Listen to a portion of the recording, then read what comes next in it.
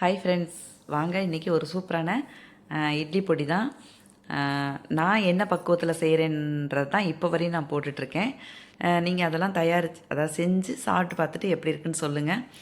இப்போ நான் வந்து இட்லி பொடிக்கு வந்து உளுந்தம்பருப்பு, கடலைப்பருப்பு, மிளகாய் வத்தல், பெருங்காயம், உப்பு இதுதான் சேர்க்க போகிறேன் ஃப்ரெண்ட்ஸ். நான் எள்ளு சேர்க்கலை, கருவேப்பிலை சேர்க்கலை. ஒரு சிலர் வந்து கருவேப்பிலை சேர்ப்பாங்க, எள்ளு சேர்ப்பாங்க. எங்களுக்கு நாங்கள் எள்ளு வறுத்து சாப்பிட்டு பார்த்துட்டோம். எங்களுக்கு அது ரொம்ப நாள் வச்சுருக்க முடியல. எள்ளு சேர்க்குறம்போது ஒரு மாதிரி ஆகிடுது.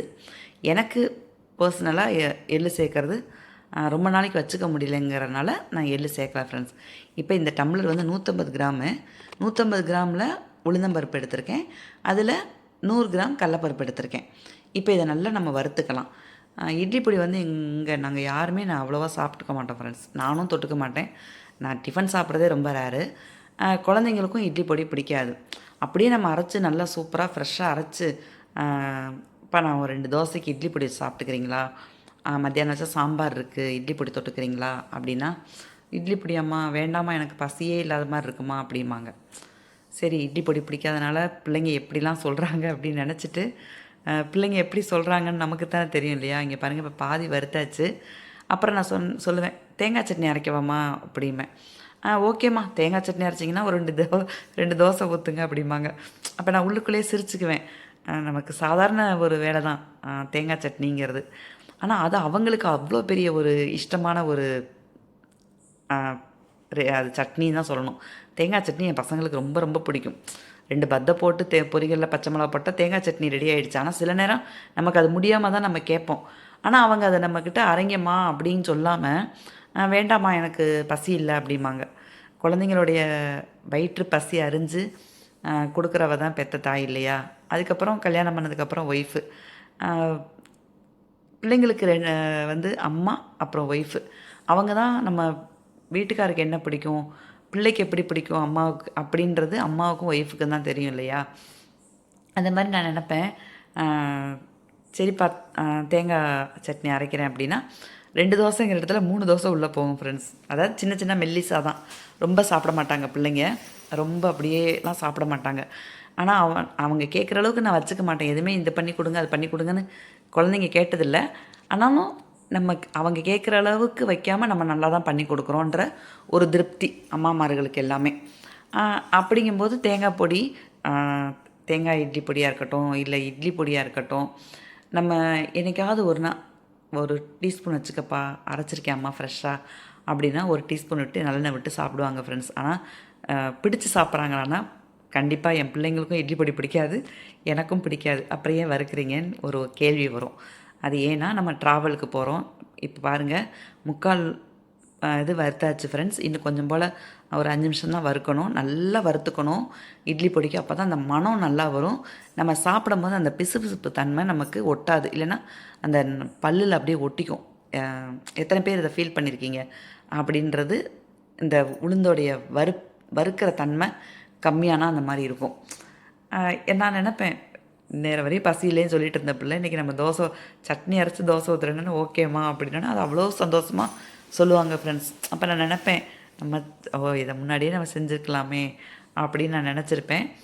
நமக்கும் ஒரு டயர்ட்னஸ் தான் ஃப்ரெண்ட்ஸ். எங்கேயாவது போயிட்டு வருவோம், ஹெல்த்து முடியாமல் இருந்திருக்கோம், அந்த மாதிரி ஒரு சோம்பேறித்தனம் கூட சொல்லலாம். எல்லாருக்கும் சில சமயங்களில் வர்றது தானே, டயர்டாக இருக்கும்போது இப்படி சொல்கிறது. அப்புறமா அரைச்சி கொடுத்தா பிள்ளைங்க சாப்பிட்ருவாங்க, ரொம்ப சந்தோஷமாக சாப்பிடுவாங்க. தேங்காய் சட்னிங்கிறது ஏதோ ஒரு விருந்து சாப்பிட்ற மாதிரி என் பிள்ளைங்க சாப்பிடுவாங்க, அவ்வளோ பிடிக்கும் தேங்காய் சட்னி. இப்போ உளுந்து நல்லா வறுத்து பொன்னிறமாக இந்த நேரத்துக்கு இருக்கணும் ஃப்ரெண்ட்ஸ், இல்லைன்னா உங்களுக்கு இட்லி பொடி அந்த நம்ம சாப்பிடும்போது ஒட்டும். அதனால் இந்த மாதிரி இது பண்ணிக்கிங்க. பாருங்கள், கையில் தொடவே முடியலை. இப்போ நம்ம கடலப்பருப்பு, அதாவது 150 கிராம் உளுந்தம்பருப்பு, 100 கிராம் கடலப்பருப்பு, 75 கிராம் மிளகாய் வத்தல், அதுக்கு பெருங்காயம். அதனால தான் எள்ளு சேர்க்க மாட்டேன். கவுனி கஞ்சி போட்டிருந்தேன் இல்லையா, அதுக்கு நிறைய பேர் சப்போர்ட் பண்ணியிருக்கீங்க. அவங்க அனைவருக்கும் என்னோடய மனமார்ந்த நன்றி. நம்ம லாங் வீடியோவுக்கும் சப்போர்ட் தொடர்ந்து எனக்கு கொடுங்க. இந்த என்ன சொல்கிறேன்னா, நான் காம்பு வந்து எடுக்க போகிறேன் ஃப்ரெண்ட்ஸ். சாம்பார் பொடிக்கு நம்ம காம்பு போட்டு அரைச்சிக்கலாம், ஏன்னா அது மிக்சியில் திரிக்கிறனால. நம்ம மிக்சிலையும் நல்லா திரியும், ஆனாலும் அந்த மிளகாய் காம்போடைய ஒரு இது அங்கங்கே தட்டுப்படுறதா பிள்ளைங்க சாப்பிட மாட்டாங்க. அதனால் அந்த காம்பு ஆஞ்சிருவேன். இந்த எண்ணெய் கத்திரிக்காய் குழம்புக்கெல்லாம் அந்த கிராமங்களில் நாங்களாம் என்ன பண்ணுவோம், ஃப்ரெஷ்ஷாக தோட்டத்துலேருந்து கொண்டாந்து கொடுப்பாங்க ஃப்ரெண்ட்ஸ். அப்படி 10 ரூபாய்க்குன்னா அவ்வளோ அள்ளி போடுவாங்க. அந்த இதெல்லாம் இப்போல்லாம் நினச்சி கூட பார்க்க முடியல. அப்படியே பச்சை பசேர்னு அப்படியே தோட்டத்தில் பறித்து கொண்டு வந்து கொடுத்தோன்னே அப்படியே இந்த பிஞ்சு அவ்வளோ சூப்பராக இருக்கும் ஃப்ரெண்ட்ஸ். அப்போ என்ன பண்ணுவாங்க, நறுக்கி நாலா பக்கமும் நறுக்கி இப்படி உடச்சி பார்த்துட்டு அந்த காம்போடு போட்டுருவாங்க. மேல் இது மட்டும் கொஞ்சம் கட் பண்ணிவிட்டு காம்போட எண்ணெய் கத்திரிக்காய் குழம்பு வச்சு அந்த விறகடுப்பில் வச்சு சாப்பிடும்போது அப்பா அப்படின்னா தொட்டுக்க கூட எதுவுமே இருக்காது ஃப்ரெண்ட்ஸ். அவ்வளோ அவ்வளோ அவ்வளோ அவ்வளோ டேஸ்ட்டாக இருக்கும். அதெல்லாம் இப்போ நினச்சி இப்போ வச்சா கூட அந்த டேஸ்ட்டு வருதான்னா வராது, வரதில்லை. ஏன்னா விறகடுப்பு, அம்மியில் மசாலா அரைக்கிறது அதெல்லாமே ஒரு டேஸ்ட்டு தானே ஃப்ரெண்ட்ஸ். இயற்கை சார்ந்த வருது இல்லையா, அதோடைய மனமே நல்லாயிருக்கும். இப்போ கடலைப்பருப்பும் அந்த மாதிரி நம்ம வறுத்து எடுத்துக்கலாம். அந்த மாதிரி இந்த இட்லி பொடியெல்லாம் என் பிள்ளைங்க கிட்ட கேட்டாலே இப்படி தான் சொல்லுவாங்க. அதனால் நான் தேங்காய் சட்னி அரைச்சிடாது. மதியானம் சாம்பார் இருந்தால் சரி இட்லி பொடி வைப்பான்னு கேட்பேன், வேண்டாமான்ருவாங்க. சரி பிள்ளைங்க சாப்பிடாம படுத்தா நல்லாவாக இருக்கும் அப்படின்ட்டு நானும் தேங்காய் சட்னி அரைச்சி கொடுத்துருவேன். அதை முன்னாடியே செஞ்சுருக்கலாம்னு என் மனச்சாட்சியே, எனக்கு மனச்சாட்சிக்கு தோணும். சரி கேட்டு ஒரு 2 டீஸ்பூன் மிளகா பொடி வச்சு சாப்பிட்டா நமக்கு அந்த கொஞ்சம் அந்த இதாக இருக்குமே அப்படின்றதுக்காக. ஆனாலும் தேங்காய் சட்னி எங்கள் வீட்டில் எல்லோரும் தேங்காய் சட்னி பிரியர் தான் ஃப்ரெண்ட்ஸ். ஆனால் எனக்கு தேங்காய் சட்னியே பிடிக்காது. தக்காளி சட்னினா தான் பிடிக்கும். டிஃபன் சாப்பிட்றதுலாம் ரொம்ப ரேர் ஃப்ரெண்ட்ஸ். டிஃபன் இப்போ ரொம்ப எடுத்துக்கிறதே கிடையாது. இப்போ நல்லா வறுத்துட்டே இருக்கோம். அந்த மாதிரி உளுந்து வந்து முறுக்குக்கு நம்ம வறுத்து அரைக்கும்போது ஒவ்வொரு நேரம் நம்ம அந்த வறுக்கிறது கொஞ்சம் கம்மியாக இருந்தாலோ என்னமோனா அந்த ஒரு மாதிரி இருந்ததுன்னா எனக்கு முறுக்கு சுற்றுறதுக்கு நல்லா ஒரு 15 வருஷம் நான் முறுக்கு சுற்றிருக்கேன் ஃப்ரெண்ட்ஸ். அந்த முறுக்கு வந்து அந்த பிசுப்பு தன்மை இருக்கும்போது என்னென்னா நமக்கு அந்த பிரி வந்து கை முறுக்கு பிரி வந்து சூப்பராக இருக்கும். முறுக்கே சுற்ற தெரியாமல் வெந்தெடுக்க தான் போயிட்டுருந்தேன். அப்போ பழகி முறுக்கு சுற்றி இப்போ ஒரு 15 வருஷம் நான் சுற்றிருப்பேன்னு வைங்களேன். இப்போ தான் ஒரு 7 வருஷமாக நான் எந்த வேலையுமே பார்க்குறதில்ல. இப்போ பாருங்கள் இது கடலைப்பருப்பு நல்லா செவந்து வந்துட்டுருக்கு. அப்போ முறுக்கு சுற்றிட்டு இருக்கும்போது என் முறுக்கு வெளிநாடுலாம் போகும். லண்டன், அமெரிக்கா, நிறைய நாடுகளுக்கு போவோம். சிங்கப்பூர், மலேசியா அந்த மாதிரிலாம் சொல்லி வாங்கிட்டு போவாங்க. மாமிமார்கள் வந்து பாருங்கள் இப்போ கடலைப்பருப்பு நல்லா வறுத்தாச்சு. அப்போ அவங்கெல்லாம் சொல்லுவாங்க, மாமி சுத்து முறுக்கு சுற்றி கொடுங்க, நாளைக்கு என் பேரனை பார்க்க போகிறேன், என் பேத்தியை பார்க்க போகிறேன் அப்படின்னு வெளிநாடு போகிறேன் அப்படிம்பாங்க. அப்போ மாமி முறுக்கெல்லாம் குழந்தைகள் சாப்பிடுவாங்க.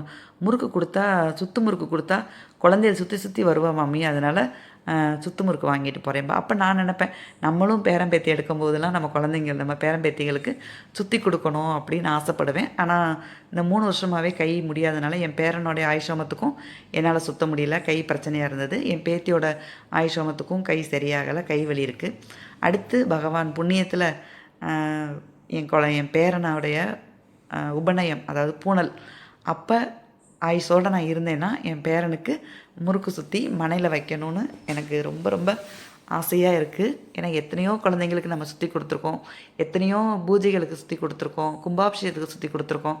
இப்போ அந்த நினைவுகள் வந்து அந்த நினைவுகளுக்கு போகிறேன் ஃப்ரெண்ட்ஸ். இப்போ மிளகாவத்தில் அந்த சூட்டோடைய வறுத்தெடுத்தாச்சு. இப்போ நல்லா கட்டி பெருங்காயம் 2 பெருங்காயம் போட்டுக்கலாம். அந்த மாதிரி சுற்றி கொடுக்கணும்னு நினச்சிட்ருக்கேன்.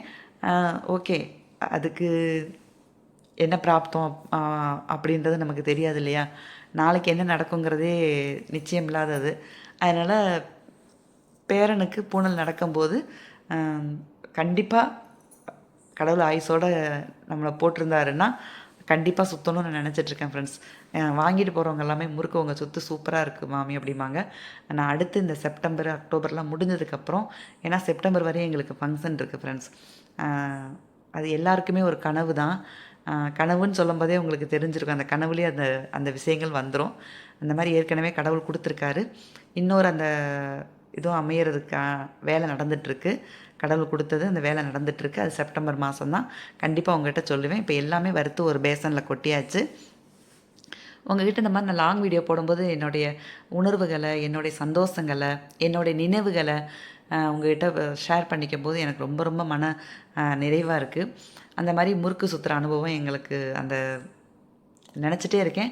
ஆனால் அதுக்கு இடையிலையே உங்களுக்கு நான் வீடியோவும் போடுறேன், நான் எப்படி சுற்றுறேன்ற வீடியோவும் போடுறேன். இப்போ நல்லா ஆறுனதுக்கப்புறம் இப்போ நம்ம அரைச்சிட்டு வந்துடலாம் ஃப்ரெண்ட்ஸ். அந்த மாதிரி இட்லி பொடிக்கு ஒரு கதைனா முறுக்குக்கு ஒரு கதை இருக்குது. ஆனால் செப்டம்பர் மாதம் திருப்பதிக்கு நான் போகிறேன் ஃப்ரெண்ட்ஸ். அது ரொம்ப இப்போயே ரொம்ப சந்தோஷமாக இருக்குது. என் பேத்தியோடைய ஆசிரமத்துக்கு மொட்டை எடுக்க போகும்போது நாங்கள் போக முடியல. சரி ஓகே, டோனர் டிக்கெட்டுன்னு 10,000 ரூபாய் டிக்கெட் இருக்கு இல்லையா, அதை எடுத்து போகலான்னாலும் அது மறுநாள் தான் தரிசனம்ட்டாங்க. ஆனால் நாங்கள் டிக்கெட்லாம் போட்டோம், பார்க்க முடியல. அதிலிருந்து பெருமாளை பார்க்க முடியலைன்னு வருத்தப்பட்டுட்டு இருந்தேன். ஒரு வழியாக இந்த செப்டம்பர் 1 நாங்கள் எங்களுக்கு தரிசனம் கொடுத்துருக்காரு. இங்கே பாருங்கள், இப்போ சூப்பராக இட்லி பொடி மணன்னு அவ்வளோ மணமாக இருக்குது ஃப்ரெண்ட்ஸ். அந்த பெருங்காயமும் உளுந்து கடலப்பருப்பெல்லாம் சேரும்போது இந்த பாருங்கள் சூப்பரான இட்லி பொடி ரெடி ஆகிடுச்சு. இந்த மாதிரி நீங்களும் இந்த இட்லி பொடி நான் சொன்ன பக்குவத்தில் நீங்கள் திரித்து சாப்பிட்டு பாருங்கள், எப்படி இருக்குன்ற இதையும் சொல்லுங்கள், கமெண்டில் சொல்லுங்கள். ஓகே ஃப்ரெண்ட்ஸ், இந்த வீடியோ உங்களுக்கு பிடிச்சிருக்குன்னு நினைக்கிறேன். பிடிச்சிருந்தால் லைக் பண்ணி, ஷேர் பண்ணி, சப்ஸ்கிரைப் பண்ணுங்கள். மறக்காமல் பெல் ஐக்கானை கிளிக் பண்ணுங்கள். Thank you friends.